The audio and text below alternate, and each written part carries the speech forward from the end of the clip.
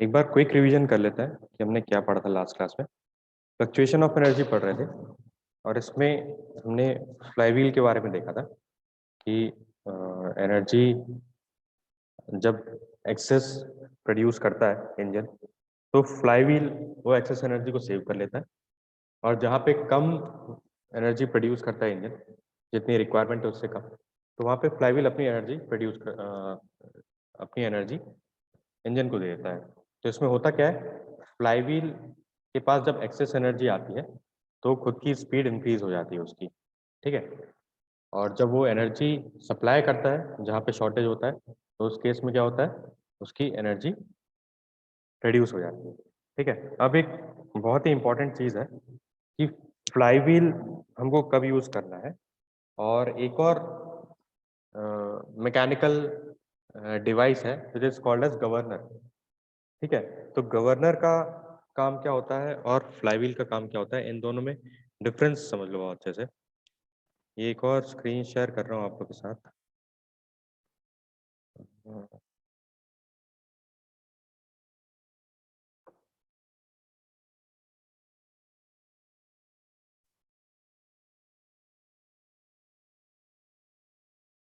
ये विजिबल है, right. Yes यहाँ पे सर। आपको दो ग्राफ्स दिख रहे हैं।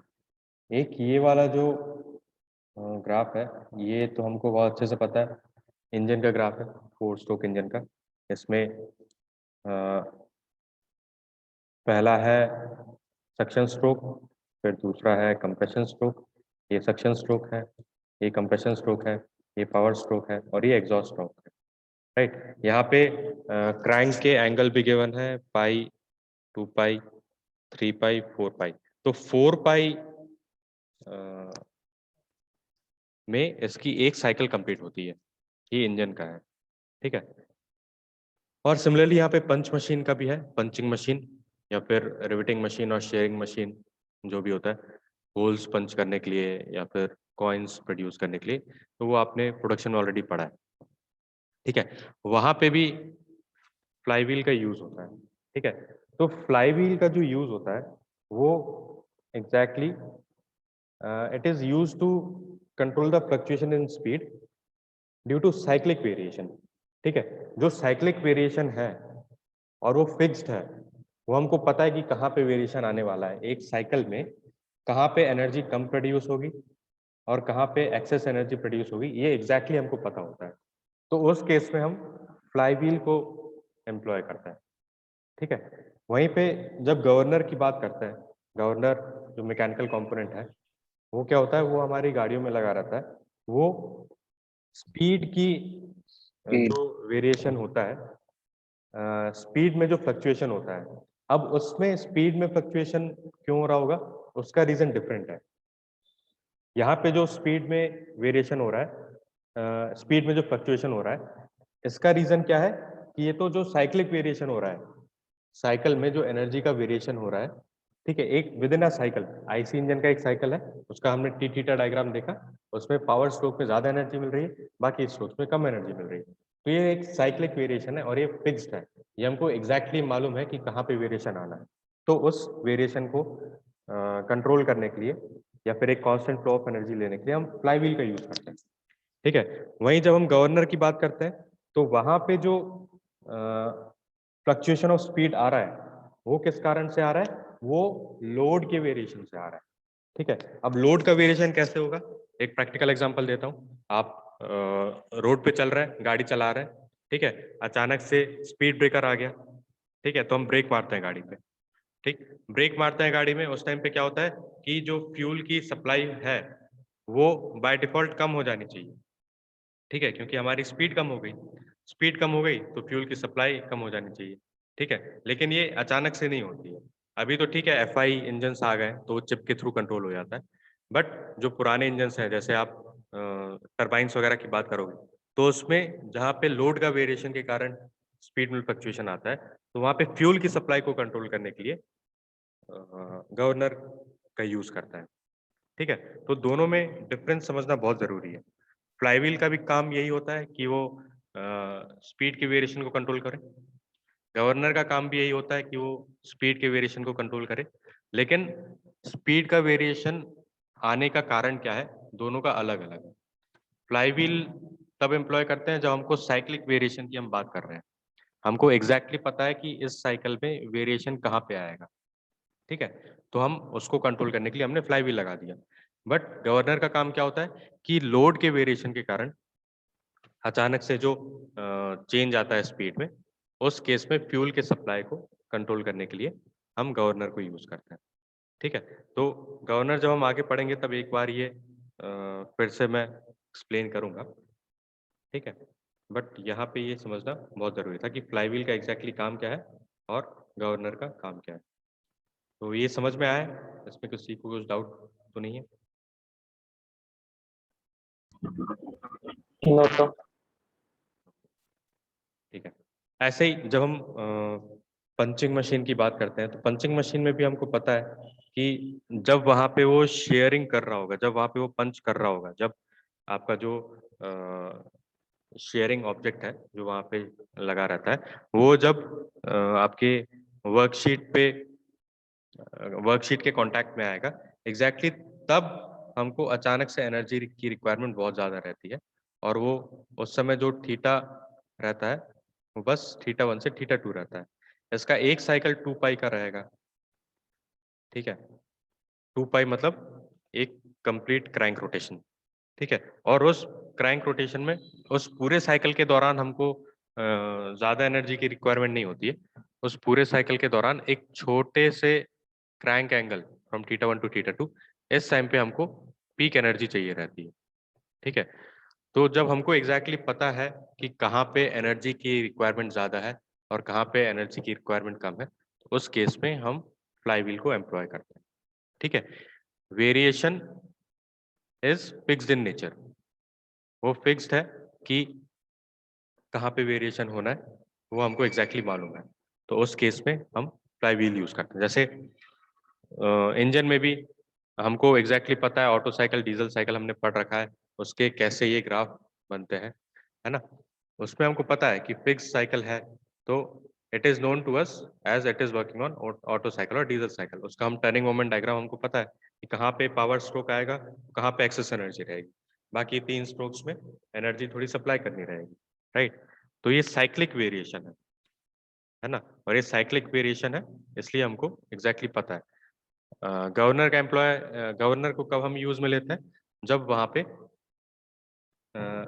लोड के वेरिएशन के कारण, एक्सटर्नल लोड के वेरिएशन के कारण अचानक से हमको फ्यूल की सप्लाई में वेरिएशन लाना पड़ता है, फ्यूल की सप्लाई को कंट्रोल करना रहता है, ठीक है। आई होप ये समझ में आया होगा। अब इसके न्यूमेरिकल्स की बात कर रहे थे हम। ये हम ऑलरेडी डिस्कस कर चुके हैं प्रीवियस क्लास में। एक्सप्रेशंस हमने 5 अलग अलग एक्सप्रेशंस निकाले थे। फ्लक्चुएशन इन स्पीड क्या होगा, मैक्सिमम माइनस मिनिमम स्पीड। फिर coefficient of fluctuation of speed, तो ये कैसे निकालेंगे, fluctuation of speed divided by mean speed, ठीक है। तो ये आप लोग ध्यान रखिएगा।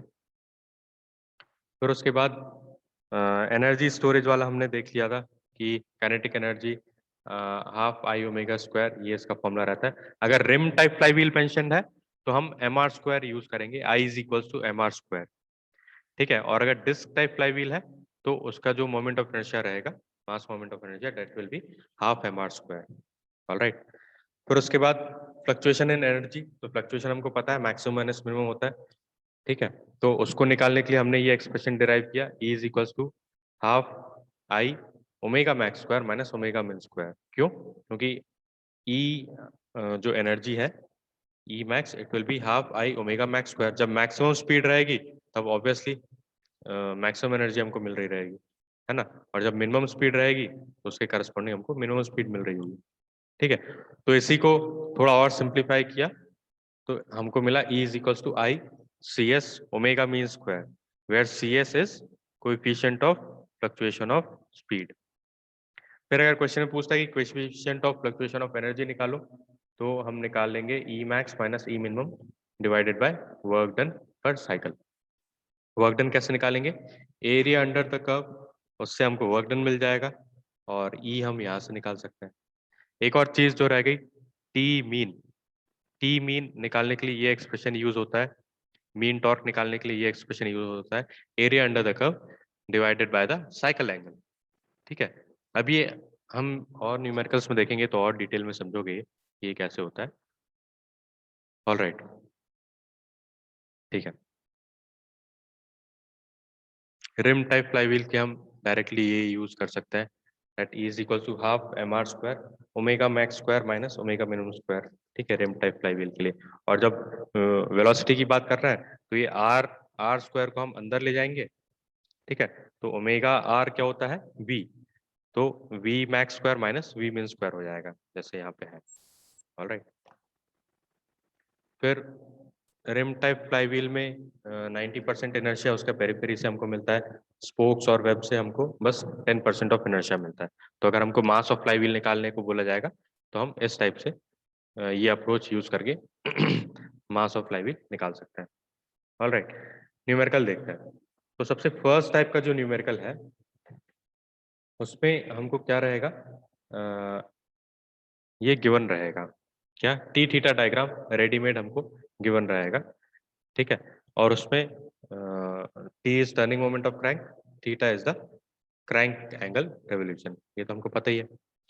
ठीक है, अब for single cylinder engine E is equal to the maximum area above T mean line. ठीक, और मल्टी सिलेंडर इंजन के लिए क्या होगा, E will be E max minus E min। अब ये कैसे यूज करना है हम आगे देखते हैं।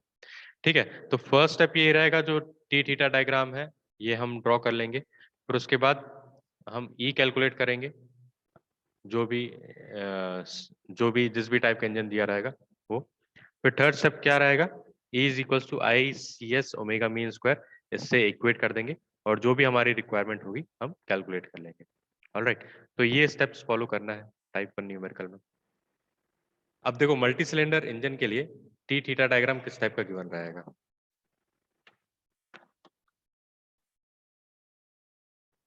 ठीक है, इस टाइप से कुछ टी थीटा डायग्राम आपका गिवन रहेगा। इसमें यहाँ पे टॉर्क है और यहाँ पे क्रैंक एंगल है, राइट। ये टी मीन लाइन है और कुछ इस टाइप से गिवन है। अब ये वाला जो एरिया है, इतना जो एरिया है, इसको हमने A1 बोल दिया, ये एरिया को हमने A2 बोल दिया, इसको A3 बोल दिया, A4, A5। ठीक है, और हमको स्केल दिया है 1 mm square is equals to 5 kilo joule, ये हमको स्केल दिया है। हॉरिजॉन्टल में 1 mm is equals to 3 kilo joule और वर्टिकल में 1 mm is equals to 3 degree. ठीक है, तो ये हमको स्केल दिया है, राइट। अब इसको कैसे यूज करेंगे, हमको हर पॉइंट पे एनर्जी की वैल्यू निकालनी रहेगी। ठीक है, हर पॉइंट पे एनर्जी की वैल्यू निकालनी रहेगी। तो हमने अज्यूम कर लिया कि इस ए पॉइंट पे, यहाँ पे जो ए पॉइंट है, कैपिटल ए है, यहाँ पे एनर्जी की वैल्यू ई है, लेट्स से। ठीक है, ये हमने अज्यूम कर लिया। फिर इस बी पॉइंट पे आएंगे तब एनर्जी कैसे निकलेगी, तो ये देखो टी मीन लाइन के ऊपर वाला एरिया है ना, तो ये प्लस हो जाएगा, तो एनर्जी एट पॉइंट बी कितनी होगी, ई प्लस A1, है ना। ए पे कितनी एनर्जी थी, ई एनर्जी थी, ये हमने अज्यूम किया कि पॉइंट ए पे एनर्जी की वैल्यू ई थी। ठीक है, जब हम पॉइंट बी तक आए तो क्या हुआ, एक पॉजिटिव लूप के थ्रू आए हैं, तो यहाँ पे एनर्जी ऐड हुई होगी कुछ ना कुछ, तो हमने इसको प्लस साइन के साथ ले लिया। ये एरिया A1 है तो E प्लस A1 हो गया। सिमिलरली जब पॉइंट सी पे जाएंगे, पॉइंट सी पे क्या हो जाएगा, A1 प्लस था लेकिन A2 नेगेटिव लूप है ना, टी मीन लाइन के नीचे है ये, तो इतना वर्क हमको सप्लाई करना पड़ेगा हमको अपनी जेब से, तो इसको A2 को माइनस साइन के साथ लेंगे, तो ये आ गया E is equal to A1 minus A2। ठीक है, अब जो भी इनकी वैल्यूज दी रहेगी प्रॉपर स्केल से हम मल्टीप्लाई करके वो वैल्यूज पुट करते जाएंगे, राइट। सिमिलरली डी पॉइंट पे आएंगे तो क्या आ जाएगा, डी पॉइंट पे एनर्जी हो जाएगी E plus A1 minus A2 plus A3। ठीक है, तो वैसे ही यहाँ पे ये लिखा हुआ है, राइट। और ऐसे ही करते करते हम F पॉइंट तक पहुंच जाएंगे और वहां पे पहुंचते पहुंचते जो ई की वैल्यू है वो वापस आ जाएगी, ठीक है, क्योंकि ये साइक्लिक वो है, फिनोमिना है, इसलिए फाइनली जो एफ पे है, एफ पे वही एनर्जी होनी चाहिए जो आपकी स्टार्टिंग में ई पे थी, ठीक है। एक साइकिल कंप्लीट होने के बाद एनर्जी की वैल्यू वही रहती है जो साइकिल के स्टार्टिंग में है ना। तो ई पॉइंट पे एनर्जी हमने निकाल लिया, ई इज इक्वल्स टू इस पॉइंट ई पे E is equals to A1 minus A2 plus A3 minus A4, ठीक है। और एफ पॉइंट पे ये आ जाएगा और ये फाइनली जाके ई के बराबर होना चाहिए। अगर ये बराबर नहीं आ रही, इसका मतलब आपने कहीं ना कहीं कुछ गड़बड़ किया, तो क्रॉस चेक कर सकते हैं। तो इनकी न्यूमेरिकल वैल्यूज रहेंगी हमारे पास, लेट्स से, और उसकी न्यूमेरिकल वैल्यू को हम कंपेयर कर लेंगे। जो सबसे ज्यादा वैल्यू रहेगी उसको हम ई मैक्स ले लेंगे, राइट, और जो सबसे कम वैल्यू रहेगी उसको ई मिनिमम ले लेंगे, ठीक है। फिर उसके बाद इसमें फर्दर स्टेप क्या रहेगा? सेकेंड स्टेप रहेगा ये स्मॉल ई कैलकुलेट करना, ठीक है। ये कैसे निकालेंगे? ई मैक्स माइनस ई मिन से, ठीक है। तो ई मैक्स था E plus 600 minus E minus 200, तो हमारे पास ई की वैल्यू आई 800 mm स्क्वायर, ऑलराइट। क्योंकि ये हमको क्या एरियाज एरियाज दिए हुए हैं, तो हम एरियाज की वैल्यू रखेंगे, फिर इसको स्केल से मल्टीप्लाई कर देंगे तो वो हमको न्यूटन मीटर में आ जाएगा, ठीक है। ये हो गई इक्वेशन नंबर 1। फिर थर्ड स्टेप क्या रहेगा? इसको हम इक्वेट करेंगे, E is equals to I C S omega mean square. तो इन दोनों इक्वेशन की हेल्प से, इक्वेशन नंबर 1 और 2 की हेल्प से, जो भी हमको रिक्वायर्ड रहेगा वो हम कैलकुलेट कर लेंगे। लेट्स से आई अननोन है, हमको मास निकालने को बोला है, ठीक है। तो बाकी ये दो चीजें हमको क्वेश्चन में कैलकुलेट करने के लिए सफिशिएंट डेटा गिवन रहेगा, तो हम कैलकुलेट करके मास निकाल लेंगे। हमको क्वेश्चन में ये भी गिवन रहेगा शायद कि रिम टाइप फ्लाईव्हील है या डिस्क टाइप फ्लाईव्हील है, तो उसमें आई कैसे निकालना है, आई का क्या फॉर्मूला पुट करना है, वो भी हमको नोन रहेगा, ठीक है।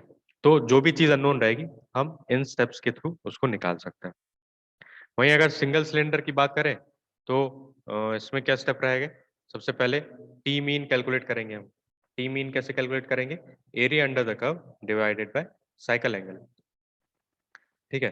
ये एक्सप्रेशन यूज करके हम टी मीन कैलकुलेट कर लेंगे।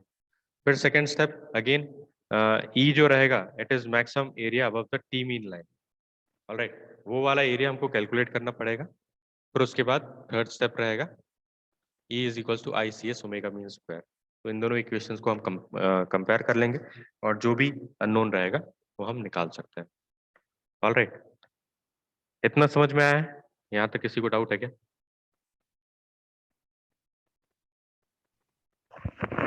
Yes sir. ओके, डाउट नहीं है तो आगे बढ़ते हैं। फाइन, तो फर्स्ट वाला तो वही है। चलो इसका क्वेश्चन देख लेते हैं। एक क्वेश्चन में आपको ये टी थीटा डायग्राम गिवन है, जिसमें ये एरियाज की वैल्यू गिवन है। ये वाला जो एरिया है ये 260 mm स्क्वायर है, ये वाला जो एरिया है ये 580 mm स्क्वायर है, ये this area is 80 mm square and so on, ठीक है। इस टाइप का डायग्राम आपको गिवन रहेगा। साइकिल एंगल एक्स एक्सिस पे है, टॉर्क वाई एक्सिस पे है। क्वेश्चन बोल रहा है given figure shows T theta diagram of multi cylinder petrol engine with a vertical scale of 1 mm is equals to 500 joules. तो ये वर्टिकल स्केल दिया है और horizontal scale with 1 mm is equals to 3 degrees, alright. तो ये हमको scale given है, fine. The mass of rotating part is 500 kg, ठीक है। तो ये हमको मास दिया है, फ्लाईव्हील का जो मास है वो दिया है हमको। With radius of gyration 2.1 metre, हमको k की वैल्यू दी हुई है। If engine speed is 1600 RPM, if engine speed is 1600 RPM, calculate the coefficient of fluctuation of speed. हमको coefficient of fluctuation of speed निकालना है, मतलब CS। CS के लिए क्या फॉर्मूला होता था? Omega max square minus omega max minus omega मिन डिवाइडेड बाय ओमेगा मीन, है ना। तो coefficient of fluctuation of speed निकालना है हमको, ठीक। तो मास ऑफ रोटेटिंग पार्ट्स मतलब हमको flywheel plus shaft plus crank इन सबका मास हमको गिवन है, ठीक है। स्केल दिया है 3 डिग्री, हॉरिजॉन्टल स्केल जो है वो 3 डिग्री है, तो डिग्री को हम रेडियंस में कन्वर्ट करेंगे, ठीक है। तो रेडियंस में कन्वर्ट करने के लिए पाई बाय 180 से मल्टीप्लाई करेंगे तो पाई बाय 60 रेडियंस आ गया। ऑलराइट, वर्टिकल स्केल दिया हमको 500 joules, 1 mm equals to 500 joules. तो इसको हम स्केल कन्वर्ट कर लेंगे कि 1 mm स्क्वायर कितना रहेगा। 1 mm square would be pi by 60 multiplied by 500, तो ये आया 26.179 जूल्स। ऑलराइट, तो ये हमारे पास स्केल ऐसे कन्वर्ट कर लिया हमने कि 1 mm square equals to 26.179 joules, ठीक है। ओके, अब ए पे एनर्जी हमने अज्यूम किया कि let energy at A is equals to E. अब बी पे कितना आएगा, ये एरिया हम उसमें ऐड कर देंगे 260 mm स्क्वायर। पॉइंट बी कहाँ है, ये रहा। पॉइंट बी पे क्या हो जाएगा, ई पे जितनी एनर्जी थी, ए पे जितनी एनर्जी थी प्लस 260 mm स्क्वायर, राइट। फिर पॉइंट सी पे आएंगे तो क्या होगा, ई प्लस 260 माइनस 580, है ना। तो बी पे कितना है, ई प्लस 260, सी पे कितना है, ई प्लस 260 माइनस 580, ठीक है। तो क्या आ गया ये, ई माइनस 320। फिर उसके बाद ऐसे ही पॉइंट डी पे जाएंगे, पॉइंट डी पे जाएंगे तो क्या आएगा, ई प्लस 260 माइनस 580 प्लस 80, ठीक है। तो पॉइंट डी पे ये आ जाएगा ई प्लस 260 माइनस 580 प्लस 80, तो ये आ गया E minus 240 and so on. ऐसे ही कैलकुलेट करते जाएंगे हम। पॉइंट एफ पे कितनी एनर्जी रहेगी, E plus 260 minus 580 plus 80 minus 380 plus 870, तो F पे इतनी हो जाएगी, ठीक है। तो पॉइंट F पे एनर्जी आ गई E प्लस 250, और जैसे ही G पे पहुंचेंगे तो G पे कितना एरिया है, माइनस 250 है, और F तक आते आते हमारे पास कितनी एनर्जी हो गई थी, E प्लस 250 और G पे माइनस 250 हो गया, तो ये अल्टीमेटली जाके E पे आ गया। मतलब G पे कितनी एनर्जी आ गई, एनर्जी की वैल्यू E आ गई, ठीक है। हम कितनी लेके चले थे, E अज्यूम करके चले थे, और साइकिल के एंड पे हमको E एनर्जी मिल गई। ऑलराइट, तो ये इसका मतलब ये सही है, ठीक है। तो अब इसमें से वैल्यू देखेंगे कि सबसे बड़ी वैल्यू और सबसे छोटी वैल्यू कौन सी होगी। तो B पे E प्लस 260 है, ठीक है। सी पे E माइनस 320 है, तो ये कम हो गई, माइनस 240 ये भी कम हो गई, माइनस 620 ये भी कम हो गई। F पे है E प्लस 250, बट बी पे E प्लस 260 है, तो ये हमारी मैक्सिमम एनर्जी हो जाएगी, ठीक है। अब हम मिनिमम भी देख लेंगे, E मैक्स हमको मिल गया, मिनिमम देख लेंगे, यहाँ पे माइनस 320 है, माइनस 240 माइनस 620, तो minus 620 is the minimum energy. Alright, तो इसको हम इक्वेट कर देंगे, E max minus E min से, तो E कैंसिल हो जाएंगे, 880 mm स्क्वायर आ रहा है, इसको हम स्केल से मल्टीप्लाई कर देंगे, ठीक। तो हमारे पास E की वैल्यू आ गई 23038.34 न्यूटन मीटर। ओके, अब नेक्स्ट स्टेप क्या था, इसको हम इक्वेट करेंगे, E is equal to I C S omega mean square. हमको क्या निकालना है, हमको coefficient of fluctuation of speed निकालना है, सी एस की वैल्यू निकालनी है, ठीक है। इंजन का आरपीएम दिया है 1600 आरपीएम, और रेडियस ऑफ गायरेशन की वैल्यू भी है हमारे पास, मास ऑफ रोटेटिंग पार्ट्स भी है, ठीक है। अब इसमें क्योंकि मेंशन नहीं किया है मास ऑफ कि किस टाइप का फ्लाई व्हील है, तो हमने direct I is equal to M K square इससे हम निकाल लेंगे, ठीक है। तो इसको जब कैलकुलेट करोगे तो सी एस की जो वैल्यू आएगी वो 0.34% आएगी, ठीक है। परसेंट में निकलता है coefficient of fluctuation of speed. समझ में आया है न्यूमेरिकल कैसे करना है? Yes sir. किसी को कुछ डाउट है तो पूछ सकता है अभी।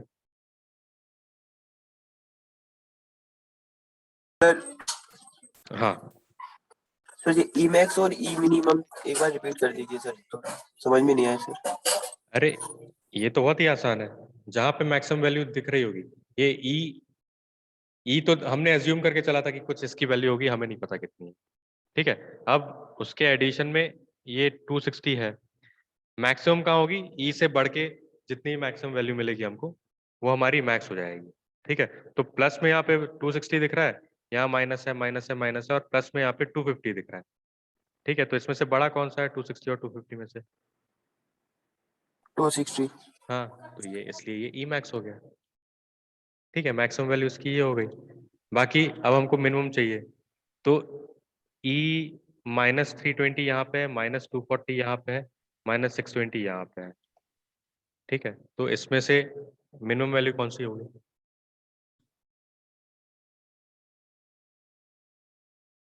-620 होगी मिनिमम वैल्यू। ठीक है, तो इसलिए ये ई मिनिमम हो गया। वैसे हम देख लेंगे, सिंपल न्यूमेरिकल वैल्यूज है, इसमें क्या कंफ्यूजन हो रहा है। ठीक है, तो ये हाँ। सर ये स्केल कन्वर्जन वाला थोड़ा बता दीजिए सर, मेरे नेटवर्क अरे यार, स्केल कन्वर्जन वाला ये 6वीं क्लास से पढ़ते आ रहे हो। स्केल में क्या है देखो, वर्टिकल में हमको दिया है कि 1 mm is equal to 500 joule है। ठीक है, वर्टिकल दिया है 1 mm is equal to 500 joule. अब जरा ये समझो, आपने ग्राफ पेपर देखा होगा, है ना? ग्राफ पेपर में बहुत सारे बॉक्सेस रहते हैं। ठीक है, इस टाइप से ये बॉक्स रहता है। ठीक है, ये एक दो लाइंस के बीच की जो डिस्टेंस है ये 1 mm है, हॉरिजॉन्टल में भी वर्टिकल में भी। ठीक है, हमको क्या दिया है कि ये जो हॉरिजॉन्टल वाला है ये 1 mm, ये 1 mm क्या है, ये 500 जूल्स है। सॉरी, ये जो हॉरिजॉन्टल वाला है ये 3 डिग्री, क्योंकि नीचे यहाँ पे थीटा है ना, थीटा है वर्टिकल में, तो ये 3 डिग्री के डिफरेंस से ये लाइंस बनी हुई है वर्टिकल वाली। तो ये एक एक जो डिवीजन है, एक जो डिवीजन है ये 3 डिग्री के बराबर है। ठीक है, और ये जो वर्टिकल वाला है, वर्टिकल वाला जो एक डिवीजन है, ये एक लाइन से दूसरी लाइन पे पहुंच जाओगे तो तुम्हारा 500 जूल्स का डिफरेंस आ जाएगा। मान लो यहाँ पे 0 है तो यहाँ पे 500 जूल होगा, यहाँ 1000 जूल होगा, यहाँ 1500 जूल होगा, ऐसा। ठीक है, और यहाँ पे अगर 0 है तो यहाँ पे 3 डिग्री होगा, यहाँ पे 6 डिग्री होगा, यहाँ पे 9 डिग्री होगा, एंड सो ऑन। ठीक है, तो हमको इस बॉक्स की वैल्यू निकालनी है कि इस बॉक्स की क्या वैल्यू होगी। ठीक है, तो ये बॉक्स कैसे बना है, this line multiplied by this line, तो इसका एरिया कितना हो जाएगा, 3 डिग्री मल्टीप्लाइड बाय 500 जूल। ठीक है, एक बॉक्स की value 3 degree multiplied by 500 joule. ठीक है, अब हमको ये क्या चाहिए, हमको तो प्रॉपर स्केल में कन्वर्ट करेंगे तो डिग्री को हमको रेडियंस में कन्वर्ट करना पड़ेगा, ऐसा यूनिट में कन्वर्ट करना पड़ेगा। तो डिग्री को रेडियंस में कन्वर्ट करने के लिए पाई बाय 180 से मल्टीप्लाई करना पड़ता है। ठीक है, वहीं रेडियंस को अगर डिग्री में कन्वर्ट करना है तो 180 डिवाइडेड बाय पाई, उससे वैल्यू को मल्टीप्लाई करोगे। ठीक है, तो ये क्या आया, पाई बाय 60 रेडियंस हो गया। तो एक जो बॉक्स की ये जो हॉरिजॉन्टल लाइन है ये पाई बाय 60 रेडियंस के बराबर हो गया। अब स्केल में ये 500 बाय 500 इंटू पाई बाय 60 का मल्टीप्लाई करेंगे, पाई की वैल्यू रख दोगे 3.14। ठीक, तो ये कैलकुलेट करके देख लो, इतनी वैल्यू आ रही है। ठीक है, ओके तो सर। एक बॉक्स की वैल्यू इतनी हो गई। अब यहाँ पे देखो ये 260 mm स्क्वायर गिवन है, 260 mm स्क्वायर गिवन है, तो 1 mm स्क्वायर जो है मेरा 26.179 के बराबर है। तो 260 mm स्क्वायर कितना हो जाएगा, 260 को इससे मल्टीप्लाई करना पड़ेगा। ठीक है, यस सर। ये तो यार स्कूल में सब पढ़े हुए हो, ये जो मुझे आपको सर पढ़ाना पड़ रहा है। सर ठीक है, ये ईडी में भी पढ़ा होगा, ईडी में तो बहुत अच्छे से पढ़ा होगा। अपने बेसिक्स क्लियर करो भाई, अब आप एडवांस एडवांस कोर्सेज में आ गए हो, ये सब इन्हीं चीजों में अटके रहोगे तो फिर प्रॉब्लम होगी। ठीक है, और कुछ डाउट है किसी को? सर हाँ सर ये अपना जो मास ऑफ रोटेटिंग पार्ट्स दिया हुआ है हाँ, सर, इसमें आपने क्रैंक और फ्लाई व्हील और मतलब ऐड किया है, तो सर ऐसा मतलब डिफरेंट डिफरेंट मासेस भी दिए रहेंगे क्या सर इसमें, नहीं नहीं, उसकी या जरूरत पूरा नहीं। सिस्टम का एक ही? वो सिस्टम का रहेगा और उसका इनर्शिया हमको इनर्शिया वहां से निकाल सकते हो। जनरली जो है फ्लाईव्हील का मास, अगर फ्लाईव्हील देखोगे, फ्लाईव्हील का एक्सपेरिमेंट पता नहीं आप लोगों ने बीएमए में किया है कि नहीं। हाँ फ्लाईव्हील जो है सबसे हैवी ऑब्जेक्ट रहता है। ठीक है, वो एनर्जी स्टोर करने के लिए काम आता है ना। कहीं पे पंचिंग मशीन देखोगे या रिवेटिंग मशीन देखोगे, उसमें भी फ्लाईव्हील लगा रहता है ताकि वो एनर्जी को स्टोर कर सके, क्योंकि हमको पूरे टाइम उतनी एनर्जी की रिक्वायरमेंट नहीं होती है। देखो जैसे अगर पंचिंग मशीन देखोगे तो उसमें मोटर लगी होती है, इंजन नहीं लगा रहता, मोटर लगी रहती है। ठीक है, तो पंचिंग के टाइम पे सबसे ज्यादा एनर्जी चाहिए रहती है। ठीक है, उसके अलावा एनर्जी की रिक्वायरमेंट उतनी नहीं होती। तो अगर हम ज्यादा पावर वाली मोटर लगा देंगे तो पूरे टाइम उतना पावर खींचती रहेगी, उतनी ज्यादा इलेक्ट्रिसिटी हमारी बर्न करेगी। लेकिन हमको जरूरत क्या है, हमको मान लो 20 किलो जूल की जरूरत पड़ती है या 100 किलो जूल की जरूरत पड़ती है पंचिंग करते टाइम। ठीक है, जब पंचिंग ऑपरेशन हो रहा है, लेट्स से 100 किलो जूल की हमको जरूरत पड़ रही है, लेकिन जो हम मोटर है, मोटर हम 20 किलो जूल वाली भी यूज कर सकते हैं। ठीक है, तो एक्सेस जो 80 किलो जूल वाली एनर्जी है वो पंचिंग के दौरान ही चाहिए हमको, सिर्फ वो 1 या 5 सेकंड के लिए चाहिए। तो उस टाइम पे हमको 100 किलो जूल चाहिए, और मोटर जो है हम 20 किलो जूल से काम चला सकते हैं। अब ये जो एक्सेस 80 किलो जूल है, 80 जूल से ये कहाँ से आएगा, हम फ्लाईव्हील उस साइज का हम उसमें यूज करेंगे कि बाकी की जो रिक्वायरमेंट है वो वहां से फुलफिल हो जाए। ठीक है, तो आगे हम न्यूमेरिकल भी करेंगे उस टाइप का, तो इसमें Yes, आपको sir. थोड़ा और प्रैक्टिकली समझ में आएगा कि कैसे इसकी हमको जरूरत होती है। Okay sir.